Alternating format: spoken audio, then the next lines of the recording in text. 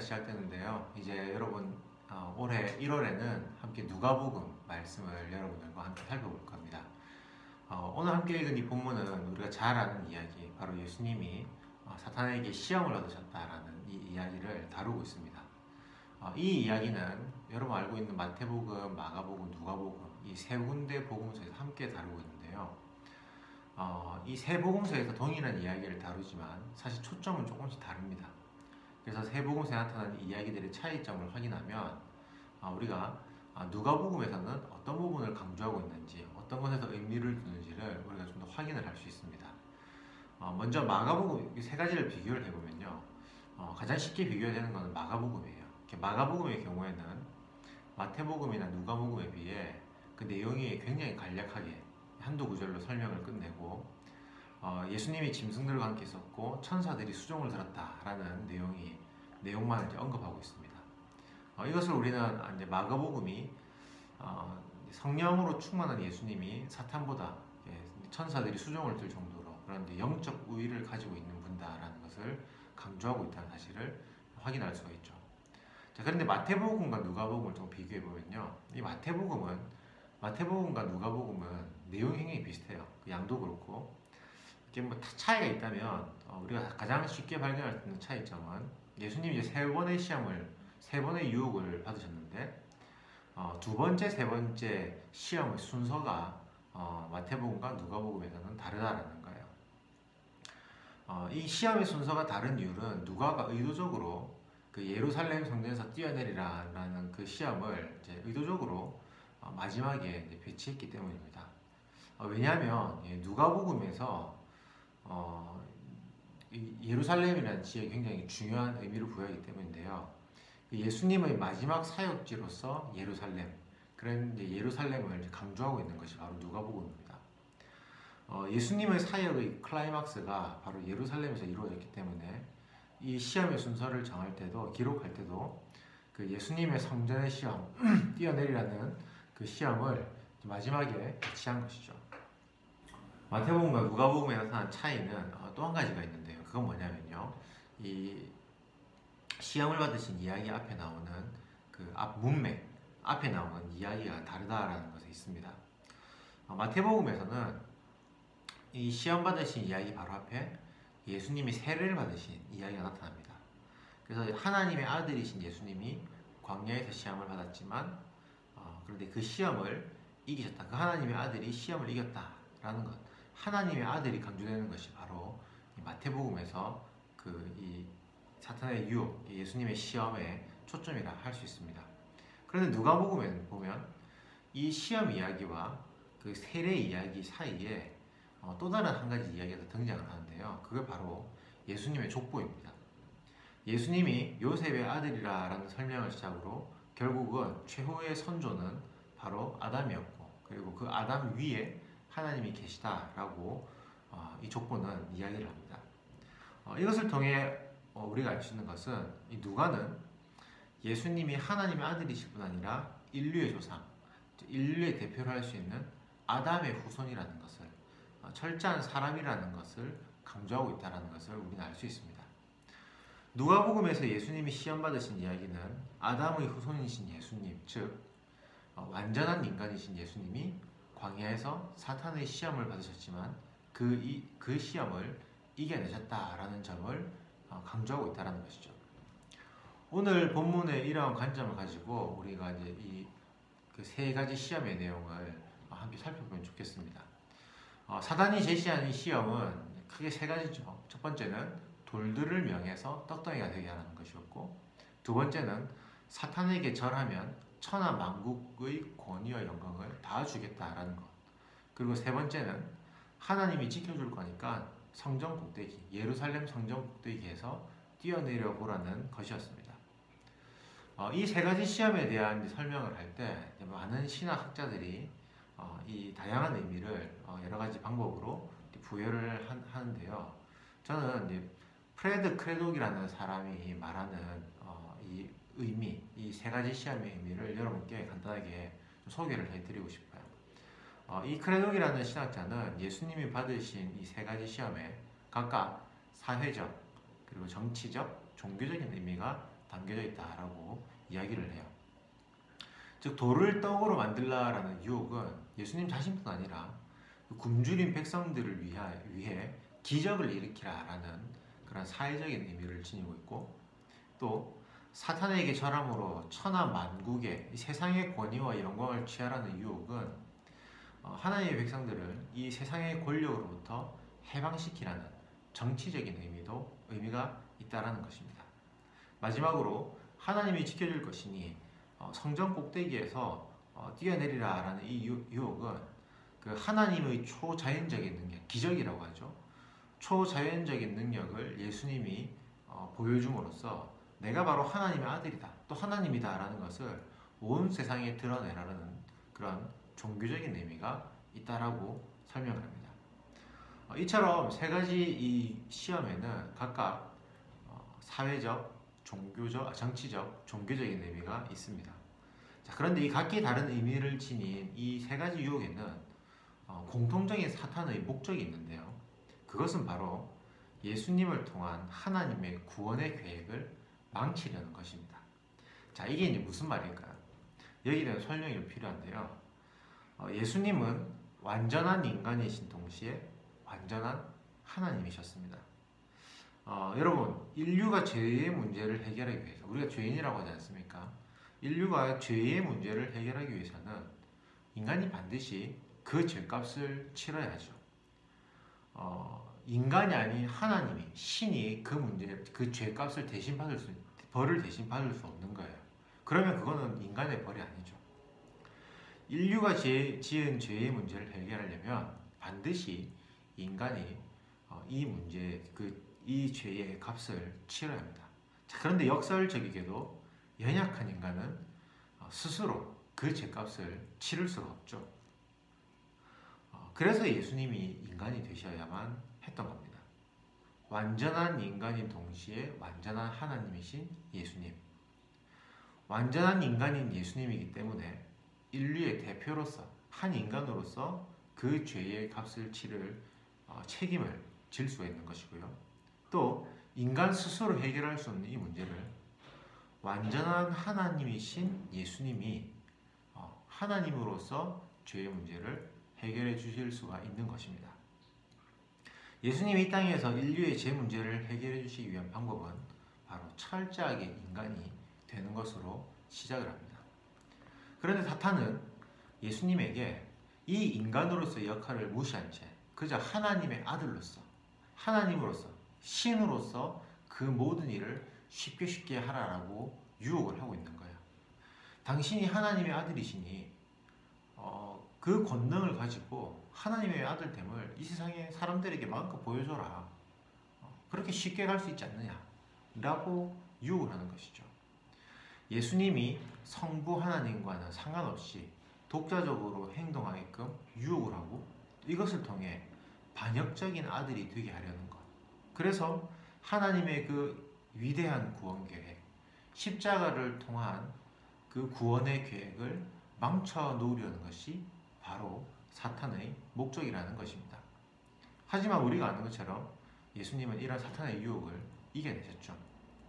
완전한 인간이신 예수님이 사탄의 유혹을 이겨낼 수 있었던 이유는 성령 하나님과 바로 하나님의 말씀이 예수 그리스도에게 있었기 때문입니다.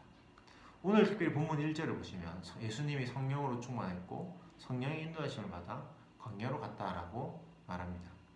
이것을 통해 저와 여러분은 사탄의 유혹이 있었을 때 예수님은 성령으로 충만하셨다라는 것을 알 수 있습니다. 성령으로 충만한 예수님이 사탄이 유혹적인 제안을 할 때마다 이 구약의 성경, 즉 말씀을 인용해서 그 제안을 거부하였죠. 하나님의 말씀의 의미를 잘 알았기 때문에 그 유혹을 이겨낼 수 있었던 것입니다. 여러분, 성경에서는요, 그 창세기에 나오는 아담, 우리가 가장 첫 사람이라고 말하는 그 아담을 첫 사람이라고 표현을 하고, 그리고 예수님을 둘째 사람 혹은 마지막 사람이다라고 표현을 합니다. 이 표현은 아담과 예수님이 공통점이 있다는 것을 보여주기도 하고, 동시에 또 이 두 첫사랑과 둘째 사람에 대한 묘사를 통해서 분명한 대조가 있다는 것도 보여주고 있는 표현입니다. 첫사람인 아담은 에덴 동산에서 사탄의 유혹, 그 뱀의 유혹에 넘어갔습니다. 여러분, 사탄이 무엇이라고 유혹을 했습니까?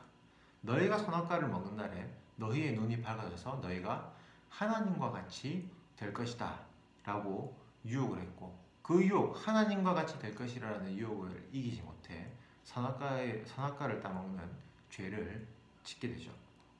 하지만 둘째 사람인 예수님은 네가 하나님의 아들이거든 이라는 이 조건의 유혹을 이겨내셨습니다. 아담은 하나님처럼 되라라는 유혹에 넘어가 하나님의 선한 계획을 망쳤지만, 예수님은 하나님처럼 되라는 유혹을 이기심으로 하나님의 그 구원 계획을 완벽하게 이루어내신 것이죠. 완전한 인간으로서 사탄의 유혹을 이겨내신 예수님은 그 어떤 인간도 할 수 없는 일을 이루셨습니다. 사탄의 유혹을 이겨내신 일은 그 자체로 의미가 있지만, 이것이 죄와 죽음을 정복한 그 십자가의 승리를 미리 보여주는 복선이 된다는 점에서도 매우 의미가 있습니다. 그리고 이 사실은 사탄의 유혹을 이기시고 죄와 죽음을 이기신 예수님을 믿는 자에게 얼마나 큰 위로가 되는지 모릅니다. 여러분, 아담에게도 그랬고 예수님에게도 그랬던 것처럼 인류에는 언제나 사탄의 유혹, 세상의 유혹이 있었습니다. 유혹이라는 것은 언제나 우리에게 매력적으로 다가오죠. 네가 하나님처럼 될 거야. 네가 하나님의 아들이라면 한번 뛰어내려봐 라고 아담과 예수님을 유혹했던 그 사탄의 방법은 늘 똑같습니다. 여러분, 세상은, 또 사탄은 우리를 향해 네가 나쁜 사람이 돼야지, 하나님을 거부해야지 라고 말하지 않습니다. 야, 네가 이렇게 하면은 좀 더 살기 편할 거야. 다른 사람도 다 그렇게 하는데 왜 굳이 나만 그렇게 힘들게 가려고 그러냐. 너도 남들처럼 좀 하면 어때? 라고 말하죠.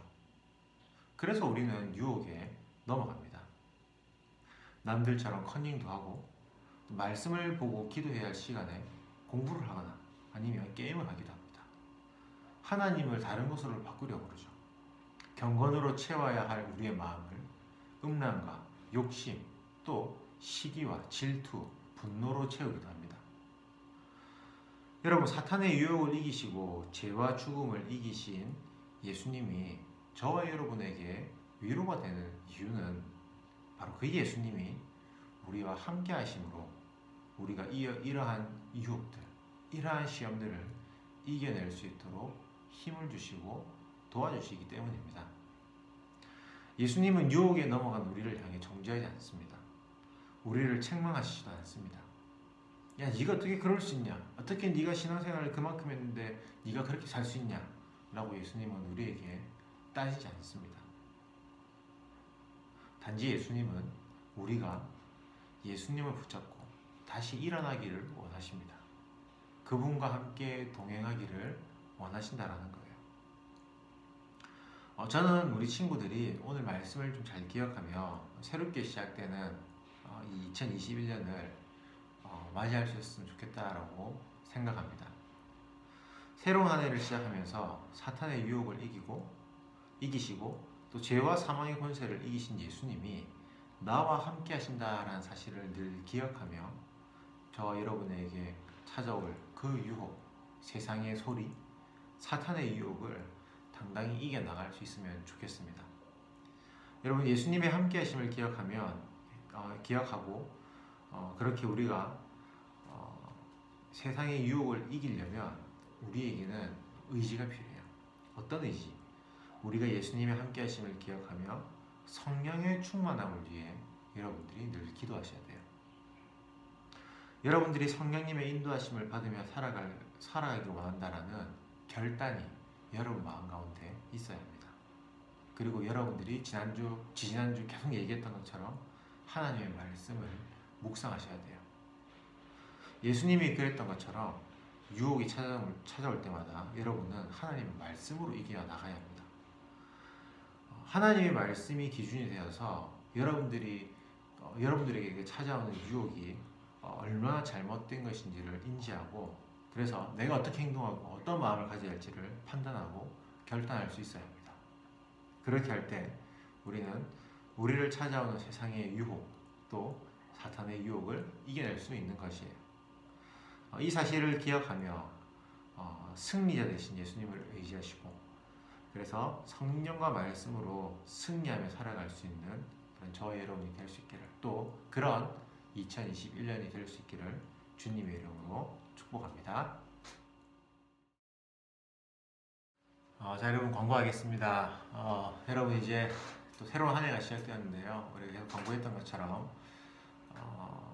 이번 주까지 오늘까지는 온라인으로 예배를 드리고 다음 주는 저희가 다시 오프라인으로 이렇게 대면 예배를 원래 이제 하기로 계획을 했었습니다. 근데 지금 포항에 이제 코로나 상황이 많이 심각해서 이 주중에 또 어떻게 또 거리두기 단계나 또 그런 것들이 어떻게 바뀔지는 잘 모르겠는데 일단은 다음 주 저희가 1월 10일은 계획했던 대로 졸업 예배 우리 이번에 수능을 치른 우리 선배들 졸업 예배를 드릴 거예요. 그래서 될 수 있으면 우리 친구들이 같이 참석해서 같이 또 오랜만에 얼굴도 보고 그렇게 예배도 드리고 축하도 하는 시간을 가지면 좋겠다라는 생각이 듭니다. 그래서 다음 주는 우리가 원래대로 예배를 졸업 예배를 드리고 그 다음 주 1월 17일이죠. 그 다음 주부터는 우리가 새로운 학년 그래서 신입생도 올라오고 이제 졸업한 선배들은 이제 청년대학교로 가고 그렇게 17일부터는 이제 새로 바뀌는 학년으로 그렇게 저희가 예배를 드릴 거예요. 여러분들이 참고를 하셨으면 좋겠고 그리고 이제 1월이 시작되었는데 여러분들 중에 혹시 큐티책을 구매하지 않은 친구들 있다면 여러분들이 개인적으로 큐티책을 구매했으면 좋겠습니다. 그리고 혹시 주중에 구매를 못한 친구들을 위해서 다음 주에 대면 예배가 시작되면 우리 고등부 예배 드릴 때 큐티책을 여러분들께 판매하도록 할게요. 그래서 주중에 개인적으로 구매를 못하신 분들은 다음 주에 구매를 할 수 있으면 좋겠습니다. 또 여러분 한 주간도 여러분 잘 지내시고 날씨가 추운데 또 감기도 조심하시고 또 여러분 또 코로나 상황이니만큼 다니는 것도 조심하셔서 우리 안전하게 그렇게 또 한 주간을 보내고 다음 주에 볼 수 있으면 좋겠습니다.